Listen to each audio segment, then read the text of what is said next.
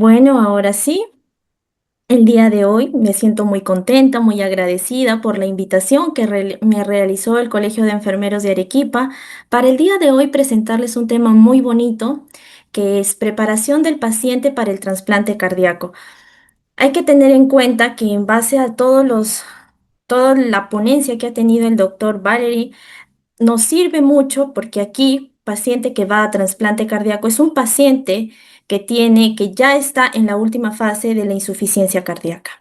Bueno, quería hablarles un poco de un antecedentes históricos del trasplante cardíaco. Tenemos que en el año de 1967 se realiza el primer trasplante cardíaco en Sudáfrica a cargo del doctor Christian Barnard, el primer trasplante cardíaco humano. En el Perú, el primer trasplante cardíaco fue realizado en Incore Salud el 22 de mayo de 1993 a una paciente de sexo femenino, su nombre era Ruth Flores, a cargo del doctor, el cirujano cardiovascular Primo Pacheco, que gracias a los cuidados de las enfermeras especialistas en cirugía cardiovascular y a todo el equipo multidisciplinario, la paciente sobrevivió 16 años post-trasplante.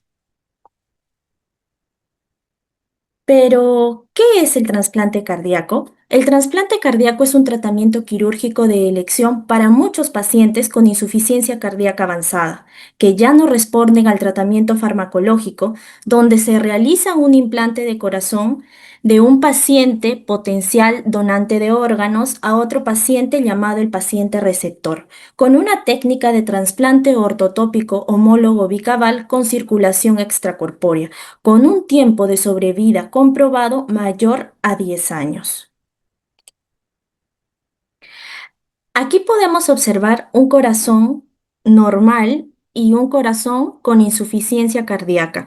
Aquí podemos ver que el corazón se encuentra débil, con las paredes engrosadas. Tanto el ventrículo izquierdo como el ventrículo derecho han aumentado de tamaño. Y de luego aquí les presento las indicaciones para el trasplante cardíaco. Bueno, son dos básicamente. La insuficiencia cardíaca crónica avanzada, clase funcional 3 a 4 según la clasificación NIHA. También la insuficiencia cardíaca crónica avanzada según la clasificación Intermac 1 a 6. También hay pacientes con arritmias ventriculares recurrentes refractarias a toda opción terapéutica que no tienen otra opción más que el trasplante cardíaco. Hay casos muy particulares de la enfermedad vascular del injerto que solamente ocurre en casos seleccionados. ¿A qué se refiere esto? Pacientes que ya han sido trasplantados, que presentan enfermedad o rechazo del corazón que ya recibieron y que después de una exhaustiva junta médica pueden ingresar a un retrasplante. También tenemos el shock cardiogénico refractario. ¿A qué nos referimos con esto? Es la isquemia miocárdica severa con limitación de la actividad rutinaria y que no es susceptible de revascularización. Entonces ahí tendríamos una indicación para el trasplante cardíaco. Aquí quería mostrarles un poco de lo que es la clasificación NIHA para la insuficiencia cardíaca, que tenemos 4 clases funcionales, que estas son muy importantes para clasificar a nuestros pacientes y saber en qué estadio nos encontramos de la insuficiencia cardíaca. En la clase funcional 1 no va a presentar síntomas el paciente ni tiene limitaciones en sus actividades normales que realiza en el día a día. En la clase funcional 2 tenemos una limitación leve de la actividad física que frecuentemente resulta en fatiga, palpitaciones o disnea. En la clase funcional 3 ya existe una limitación marcada de la actividad física, incluso con las actividades cotidianas que se realiza y solamente se van a sentir cómodos cuando se encuentran en reposo. En la clase funcional 4 la incapacidad ya es mayor y presentan incomodidad aún cuando el paciente se encuentra en reposo. El paciente refiere palpitaciones, disnea, fatiga, aún si están en decúbito dorsal o recostados. Pero, ¿cuáles son las indicaciones para que un paciente pueda acceder a una lista de trasplante cardíaco? Bueno, es importante conocer que muy aparte del diagnóstico de insuficiencia cardíaca crónica, si el paciente sobrepasa los 70 años, ya no podrá acceder a esta lista. Es otra contraindicación que el paciente tenga un IMC mayor a 35, pacientes con obesidad u obesidad mórbida. Aquellos pacientes con diabetes mellitus con daño del órgano blanco, También aquellos pacientes que tienen enfermedad renal irreversible, salvo en este caso si se tienen reportes después de ingresar a una junta médica y a una evaluación, valorando al tipo de paciente, podrían acceder a un trasplante cardíaco y a un trasplante renal en simultáneo. Neoplasias preexistentes también pueden contraindicar el trasplante cardíaco. La enfermedad vascular periférica puede limitar al paciente en su rehabilitación. Recordemos que no solamente es recibir el corazón, sino que el paciente tiene que reinsertarse a su vida normal. El paciente debe estar también en la capacidad de otorgar su consentimiento para que se le realice el trasplante. No debe tener ninguna discapacidad severa, cognitiva, conductual o demencia. Debe cumplir con las indicaciones y seguimientos post-trasplante, porque luego de ello el paciente tiene que cumplir aislamiento en casa, el uso de mascarillas, tomar de 10 a 12 pastillas diarias, hacer un seguimiento, un control de biopsia endomiocárdica para saber si el paciente está o no está desarrollando rechazo del órgano. También tenemos otras contraindicaciones como enfermedades sistémicas concomitantes con mal pronóstico, enfermedad arterial pulmonar severa e irreversible, pacientes que abusen del tabaco, el alcohol, abuso de drogas, y también es importante resaltar la inestabilidad socioeconómica y laboral. Cuando un paciente es potencial candidato de acceder a una lista de trasplante cardíaco, hay una evaluación no solamente de la parte médica, de la parte de enfermería, sino también entran a tallar ahí muchos profesionales. La evaluación psicológica, la evaluación del asistente social que debe asegurar en el paciente una estabilidad socioeconómica y laboral. Debe tener apoyo en casa porque un paciente tiene que tener un cuidador a su cargo.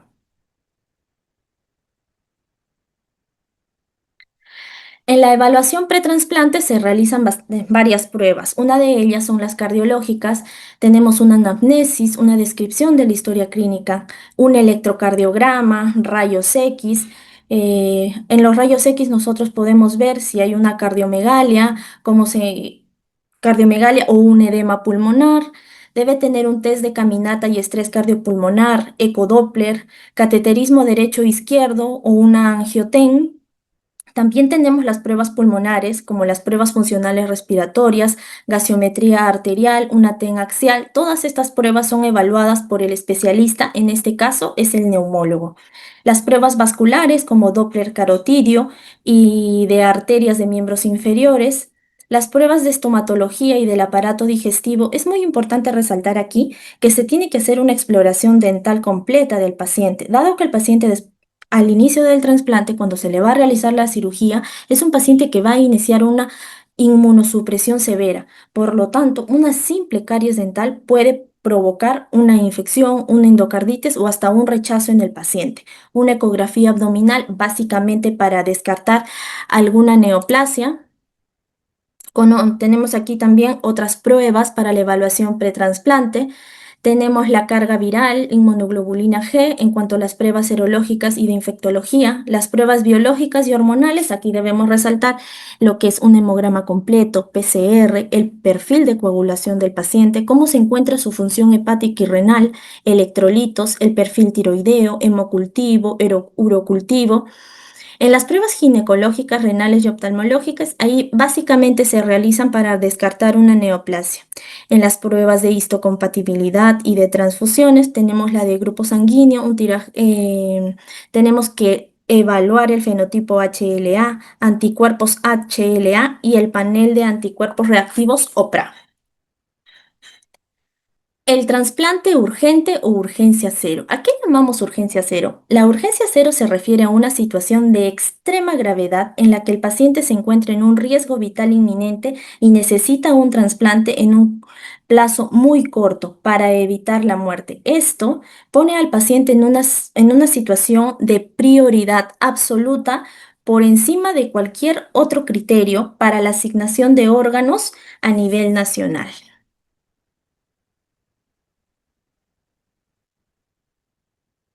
Aquí tenemos cuando consideramos nosotros que un paciente puede ser un donante óptimo.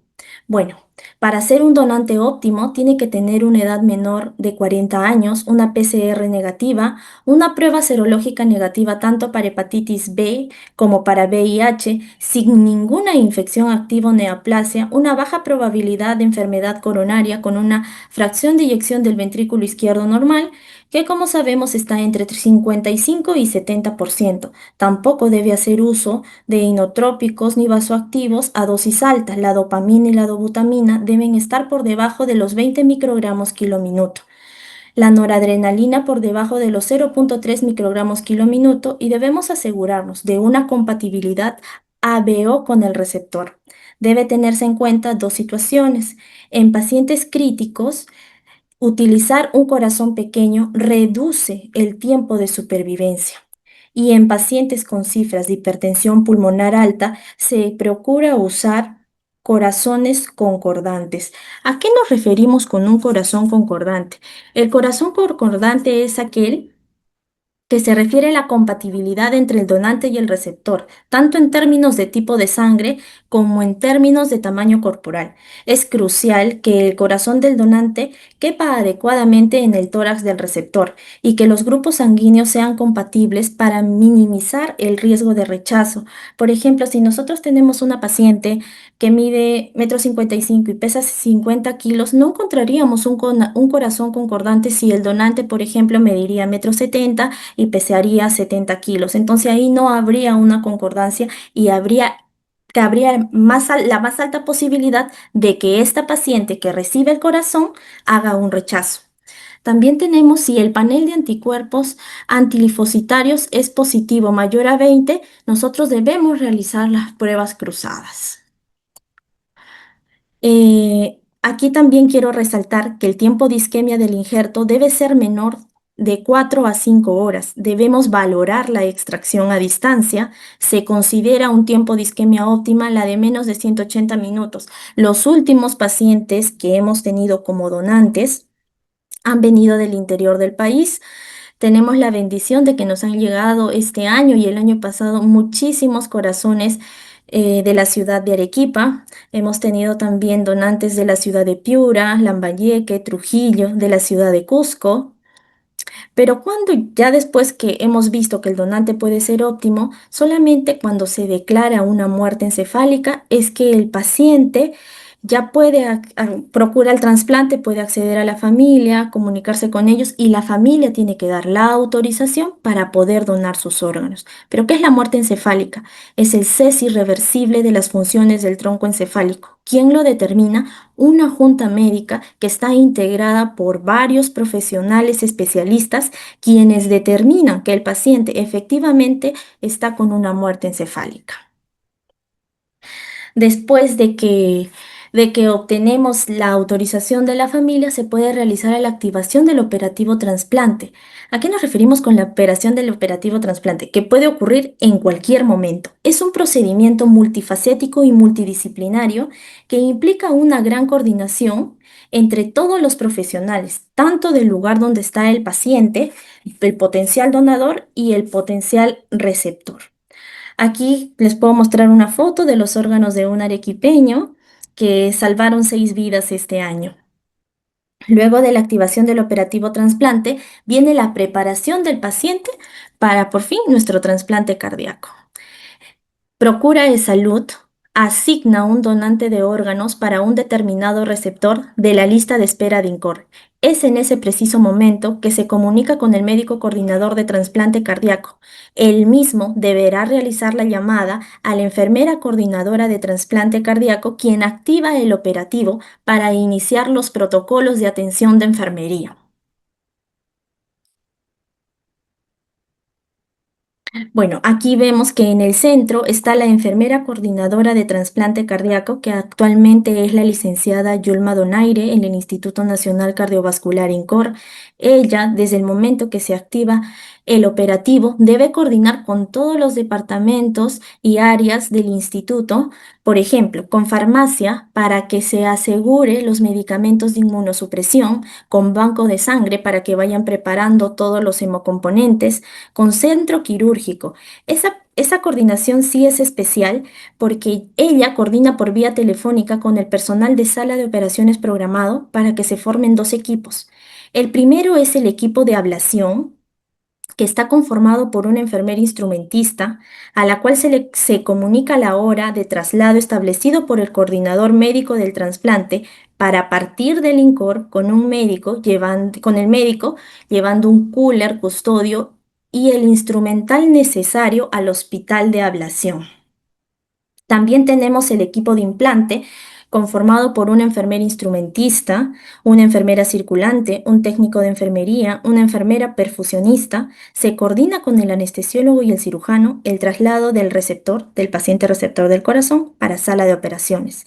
Pero no solamente intervienen ellos, interviene el laboratorio, servicios generales y de logística, nuestro personal de limpieza, nuestro personal de seguridad.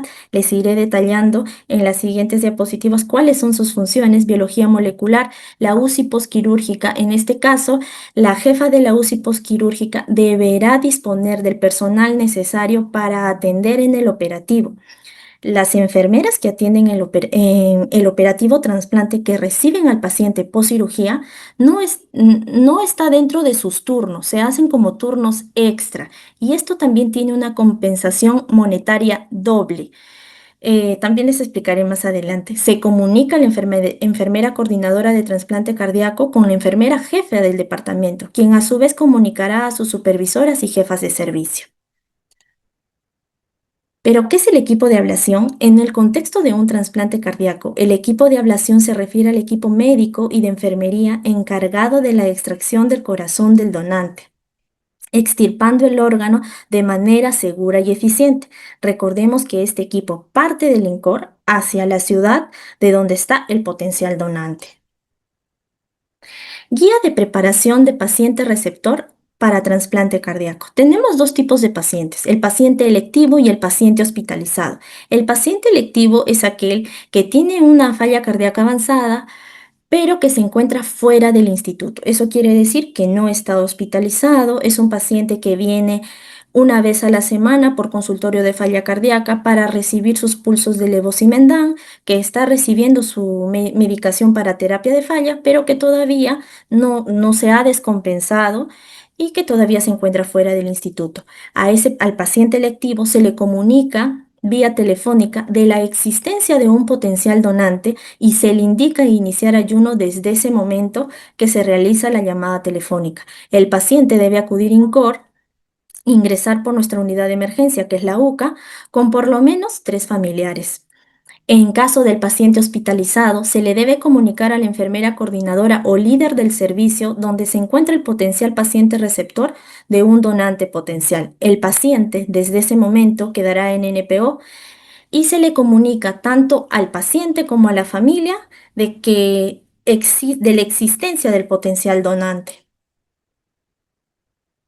Luego de la comunicación formal por parte del médico encargado de trasplante cardíaco, se procede con la firma del consentimiento informado por parte del paciente y o familiar del paciente en el caso que éste se encuentre en ventilación mecánica.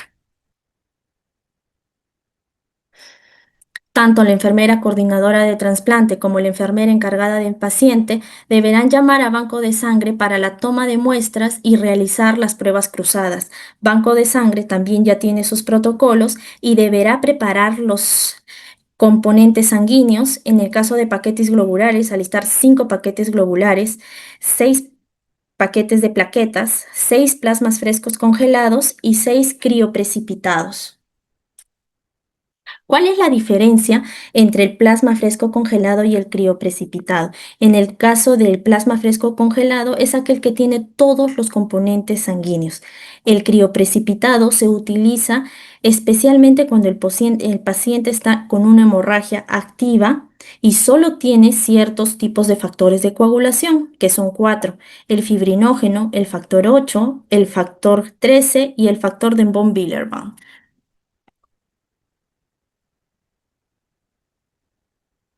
Luego se debe supervisar la toma de muestras para la evaluación de la histocompatibilidad. Aquí sí es muy importante resaltar el color de los tubos para las muestras que serán enviadas para su posterior evaluación. Aquí tenemos el PRA, que nos permite evaluar el riesgo inmunológico del paciente y conocer la especificidad de los anticuerpos formados. Este determina si existe o no incompatibilidad del receptor con el potencial donante y la posibilidad de desarrollar algún tipo de rechazo.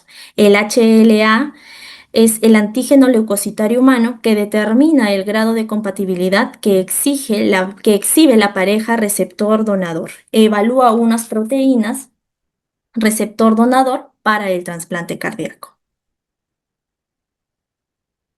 Luego de haber tomado las pruebas, se realiza el baño prequirúrgico al paciente con solución de gluconato de clorexidina a cargo de la enfermera y del técnico que están a cargo del paciente. El recorte de vello se realiza por parte del personal técnico y la protección de la piel. En este caso debemos recordar que las cirugías cardíacas son altamente complejas y también tienen un tiempo de duración mayor a 6 horas. Un trasplante cardíaco estamos hablando de 10 a 12 horas de cirugía.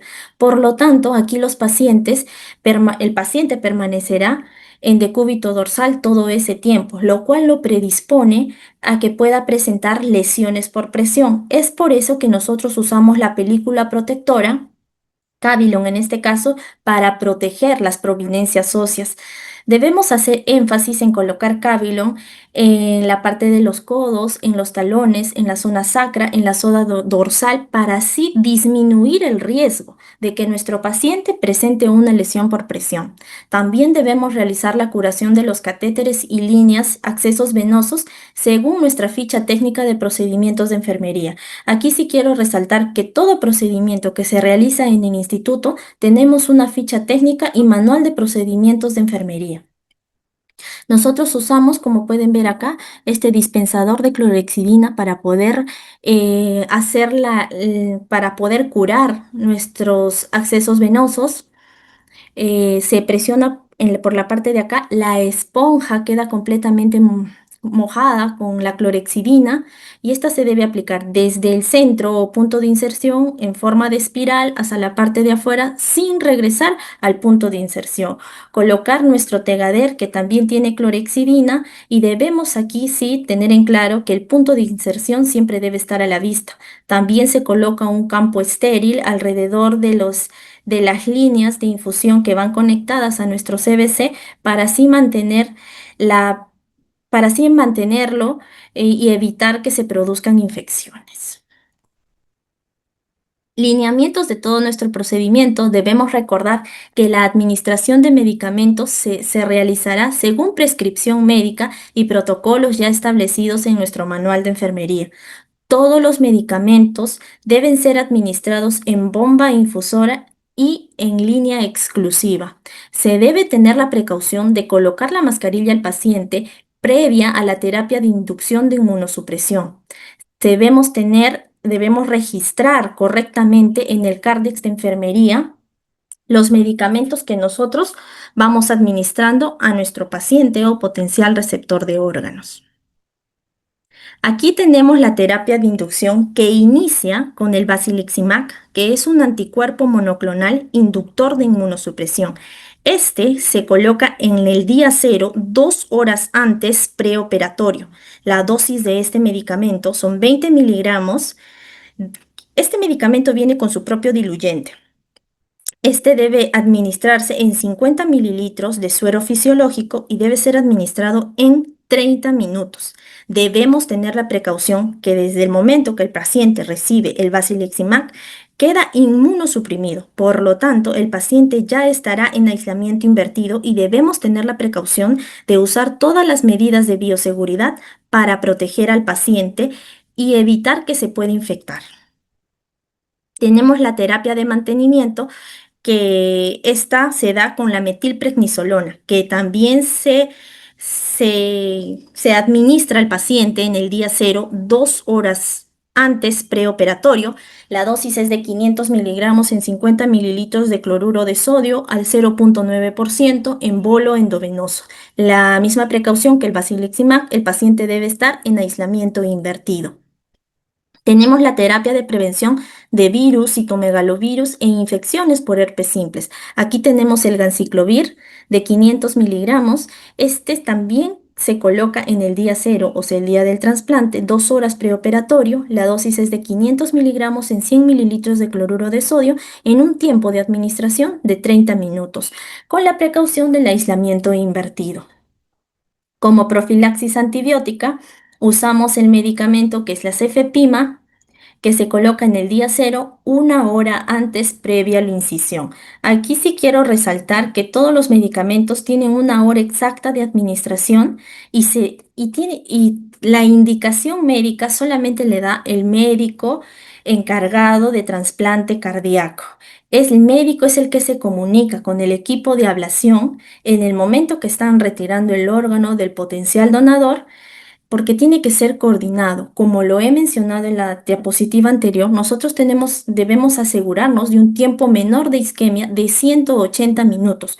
Por eso la administración de este medicamento es sincronizada desde el lugar donde está el donador hacia el lugar donde está el paciente receptor.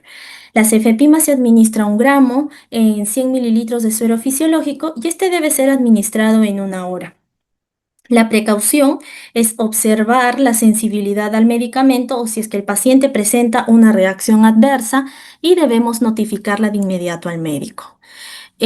También en todo momento de la administración de la inmunosupresión al paciente está bajo la supervisión de la enfermera encargada de trasplante cardíaco. Aquí, como pueden ver, tenemos un paciente que está en ventilación mecánica con el balón de contrapulsaciones y también está con el soporte mecánico de ECMO. Aquí les he traído un caso clínico, un caso real de este año, de un operativo trasplante de este año del 2025. Historia clínica del paciente. Nombres y apellidos del paciente: JS como sus iniciales. Es un joven de 30 años, soltero, que no tiene hijos, de profesión técnico en marketing, procedente de la ciudad de Lima, de religión católica, pesa 68 kilos, talla 1,65 m, O positivo. Fecha de ingreso al INCOR es el 5 de mayo del 2025 al mediodía. Su diagnóstico es falla cardíaca descompensada con una fracción de eyección del ventrículo izquierdo del 13% y del ventrículo derecho del 19%. Factores de riesgo vascular que se describen en la historia clínica es dislipidémico. Sus antecedentes cardiovasculares tienen una hospitalización previa por falla cardíaca descompensada en el mes de febrero. El paciente tiene el diagnóstico de cardiomiopatía dilatada no isquémica por cardiotoxicidad, niega antecedentes familiares, antecedentes de sangrado, alérgico a los AINES y sus medicamentos habituales son furosemida, una tableta 8 de la mañana y 4 de la tarde, la dapaglifosina 10 miligramos una vez al día, la digoxina 0,5 miligramos una vez al día también y la espironolactona 2 tabletas cada 12 horas. El paciente con antecedente de cardiomiopatía dilatada no isquémica por cardiotoxicidad con FEBI severamente reducida refiere progresión de la disnea, clase funcional 2A, desde hace una semana, asociada a la disminución de orina, aumento progresivo del volumen de miembros inferiores y abdominal. El paciente niega ortopnia, disnea paroxística nocturna e hipoxemia. Aquí debemos resaltar la función que cumple la enfermería en la prevención. Nosotros tenemos en el instituto un consultorio de falla cardíaca donde se realiza la educación sanitaria a estos pacientes con este tipo de diagnósticos. Entonces, ellos están en la capacidad de identificar los signos de alarma, como aumento del volumen en sus miembros inferiores. Ellos empiezan a ver que siguen tomando sus diuréticos, sin embargo, el volumen de su orina ha disminuido. Ellos pueden observar también que se está abultando su estómago, a eso llamamos ascitis. Entonces ellos son los que nos escriben y nos reportan de sus síntomas y se les pide venir por consulta externa para ser evaluados. Aquí tenemos una cronología de la enfermedad. El día 2 de mayo de este año, el paciente refiere aumento persistente en miembros inferiores y náuseas sin episodios de vómito. El día 6 de mayo a las 11 de la mañana, el paciente acude por consulta externa de cardiología al INCOR y al momento de la evaluación, el médico evidencia congestión, por lo que es referido a nuestra unidad cardíaca de cuidados agudos, nuestra emergencia, la UCA. El día 5 de mayo al mediodía, el paciente ingresa por UCA hemodinámicamente estable con signos de congestión a predominio sistémico. Es muy importante resaltar que no tiene signos de bajo gasto e inicia terapia diurética previo bolo de furosemida de 80 miligramos y luego la infusión queda a 20 miligramos hora. El día 6 de mayo, el paciente ingresa a nuestra UCI clínica hemodinámicamente estable sin signos de bajo gasto con disnea con clase funcional 3.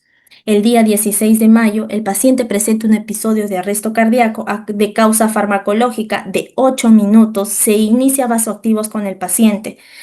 Continúa descompensado toda la noche. El día 17, el paciente continúa con altas dosis de vasoactivos, inotrópicos, ingresa a junta médica de emergencia, donde se toma la decisión de un implante de ECMO venoarterial. Ese es el soporte mecánico para los pacientes con insuficiencia cardíaca crónica.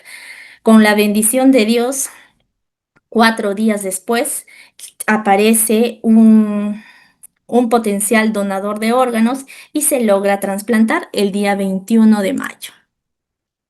Se activa el operativo trasplante el 21 de mayo a las 7:16 de la mañana. Aquí sí, esta es una foto real de nuestro paciente. Como vemos, les voy a describir un poco de nuestra unidad. Aquí está nuestro paciente, al lado tiene su ventilador mecánico que está listo por si es que el paciente se llegara a descompensar. Tenemos también aquí nuestro balón de contrapulsaciones, el balón intraórtico, nuestra consola de ECMO. Aquí tenemos la pizarra de identificación al paciente. Esto es muy importante. Ahí está sus nombres, su apellido, su edad, la fecha de ingreso al INCOR, cuál es su peso, su talla. Y también tenemos las escalas aquí descritas por colores. Tenemos no sé si logran verlo, el recuadro azul que nos indica que el paciente es alérgico a los AINES y a la penicilina. También es un paciente de alto riesgo, tanto para escaras y también para caídas, según evaluación de nuestras escalas, tanto de Downton como de Norton. Nuestras bombas de infusión. Aquí, esta es una hoja de monitoreo de enfermería, nuestra hoja de monitoreo. Aquí también quiero resaltar que en el instituto esta hoja lo manejamos todos, no solamente las unidades críticas, lo maneja cardiopediatría, nuestra emergencia, hospitalización, la UCI posquirúrgica, la UCI clínica. Por lo tanto, cuando el paciente es trasladado a diferentes servicios, todas las enfermeras especialistas estamos en la capacidad de manejar esta hoja de monitoreo. Esta hoja de monitoreo no es exclusiva de la UCI. Esta hoja también se maneja en hospitalización. Aquí vemos su diagnóstico médico, que es falla cardíaca avanzada Intermac 2, recuperado de arresto cardíaco. Como antecedentes, no es hipertenso, no es diabético, no ha sufrido de infartos, tiene una fracción de eyección del 17%. Aquí sí es importante colocar la fecha de la fracción de eyección porque como va pasando el tiempo, la fracción de eyección también podría haber disminuido. Es un paciente con un grupo sanguíneo o RH positivo. Y aquí también se ponen los antecedentes quirúrgicos del paciente. Como vemos, el 17 de mayo el paciente ingresó a un implante de ECMO venoarterial periférico por arteria femoral izquierda. También ingresó a sala de operaciones para una revisión de hemostasia. Esta es la hoja de monitoreo de ese día. El paciente hemodinámicamente estable, con unas presiones arteriales medias dentro de los valores normales. Un paciente con tendencia a la taquicardia sinusal, frecuencias por encima de 100. Como sabemos, la frecuencia normal está entre 60 y 100 latidos por minuto. El paciente presenta frecuencias por encima de 100, es una taquicardia sinusal. Paciente afebril. Aquí tenemos el monitoreo hemodinámico, donde podemos colocar los valores de nuestro valor intraórtico, el valor de la PVC, y si tuviera Swan-Ganz, aquí también se ponen las presiones medias. Es un paciente que está ventilando espontáneamente con fío medioambiental con saturaciones dentro de los valores normales. Aquí en la hoja de monitoreo vemos qué drogas está usando el paciente. Tenemos la dobutamina que está a 3.1 cc hora, que en este caso son 3 microgramos kilóminutos de acuerdo al peso del paciente. También está haciendo uso de nitroprusiato a 0,6 microgramos kilominuto, furosemida, que son a 10 cc hora, que equivale a 30 miligramos hora. Aquí tenemos la gasiometría arterial, lo que ya les había mencionado, el nitroprusiato, la furosemida, la dobutamina. La gasometría arterial de las 8:43 de la mañana, como podemos observar, el potasio está en 3,2. Entonces se le retó ese día al paciente con 2 ampollas de potasio. Como el paciente está hospitalizado por protocolo y de exámenes rutinarios, se le tomó sus análisis a las 6 de la mañana. Vemos que ingresó al trasplante con una hemoglobina de 10 previo al trasplante con una hemoglobina de 10,2, un hematocrito de 29,8, leucocitos de 10,4. Paciente se torna plaquetopénico con plaquetas de 90.000, glucosa en 116.000, la urea en 93 y la creatinina en 1,79. Sí es normal encontrar en pacientes que tienen soporte mecánico, tanto de balón intraórtico como de ECMO, la tendencia a la plaquetopenia, por eso el resultado de este valor. Aquí tenemos nuestro cárdex de enfermería de ese día, desde que se le comunica al paciente y al familiar que hay un potencial donador de órganos, el paciente ya queda en NPO. Aquí vemos que tiene metamizol condicional a dolor o fiebre. Ya venía recibiendo antibióticos de vancomicina y meropenem previo. Aquí abajo podemos ver que tiene pendientes resultados de pancultivo, pero ya inició antibiótico. Aquí está la infusión de furosemida, 400 miligramos en 100 cc de cloruro de sodio.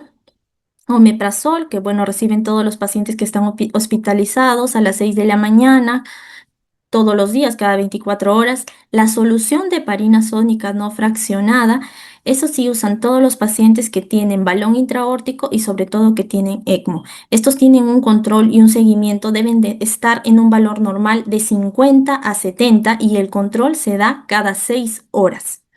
También aquí tenemos la dobutamina, que ya les mencioné que eso venía usando el paciente a 3 microgramos kilo minuto. Y aquí está nuestra terapia de inducción a la inmunosupresión, el basiliximab, la metilprednisolona y como profilaxis antibiótica el cefepime 1 gramo. Aquí se le administró a las 9 de la mañana, como ya les mencioné, es importante. Esta hora de administración de este medicamento se da en coordinación telefónica con el equipo de ablación donde está el potencial donador. Aquí vemos nuestra consola balón, que es nuestra señal del disparo del balón intraórtico está por EKG. Tenemos 3 modos de funcionamiento de nuestro balón: el automático, el semiautomático y el manual. La frecuencia de asistencia del balón en este caso está en 1,1, pero también podría estar en 1,2 y en 1,3. El aumento o llenado del balón está al 100%. Aquí también nosotros podemos ver la presión del paciente, su presión sistólica, diastólica y su medio. Esta es nuestra consola de ECMO, porque el paciente está con soporte mecánico.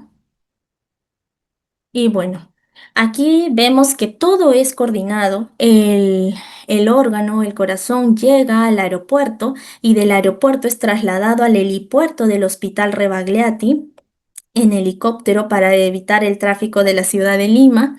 Ahí ya está esperándolos una ambulancia y todo el equipo del INCOR. El tránsito está detenido en la avenida Salaberry. Nuestra emergencia por donde ingresan las ambulancias, las puertas ya están abiertas. El equipo de seguridad INCOR tiene el ascensor del primer piso ya detenido. Nuestro centro quirúrgico queda en el tercer piso. Y ya todos están en espera. El paciente ya espera sin el corazón y con circulación extracorpórea solamente para que el corazón pueda ser colocado en el receptor. Aquí está nuestro centro quirúrgico. Vemos a la enfermera encargada de trasplante cardíaco, vemos a la enfermera encargada del paciente, al médico de turno que también está encargado del paciente, el personal técnico, y aquí en sala de operaciones nos espera el anestesiólogo, la enfermera circulante, la enfermera jefa del servicio, quienes son quienes reciben al paciente. Bueno, aquí quería mostrarles una ficha técnica del procedimiento, solamente una, que es nuestra ficha técnica de la administración del basiliximab e inmunosupresor. Todos los pasos que les he mencionado que se realiza con el paciente cuando se activa el operativo, tiene nuestra ficha técnica de procedimientos. Por ejemplo, Como primera actividad, debemos utilizar las medidas de bioseguridad que tiene su propia directiva específica. El lavado de manos también tiene su plan de adherencia a higiene, lavado de manos. Tenemos los anexos que nos describen qué materiales y equipos debemos utilizar, los lineamientos del procedimiento y así con nuestro baño prequirúrgico, la administración de cefepime, hasta la administración de cotrimoxazol o cualquier otro medicamento, nistatina que también usa el paciente, pero post trasplante cardíaco tienen sus fichas técnicas de procedimiento. Espero que les haya gustado mi ponencia. Aquí una foto del Instituto Nacional Cardiovascular INCOR. Esta es una foto, un paciente que está en paro cardiorrespiratorio, que se decidió colocar un ECMO en la misma unidad del paciente por la emergencia. Normalmente el ECMO se coloca en sala de operaciones, pero como el paciente estaba en arresto cardíaco, se decidió colocar en la misma unidad del paciente. Aquí vemos a la enfermera perfusionista. Eh, Aquí está nuestra paciente trasplantada, uno de nuestros últimos trasplantes del 2025 con el director del INCOR. 2 días después del trasplante podemos observar que la paciente ya está extubada, ventilando espontáneamente y con una muy buena respuesta. Muchísimas gracias.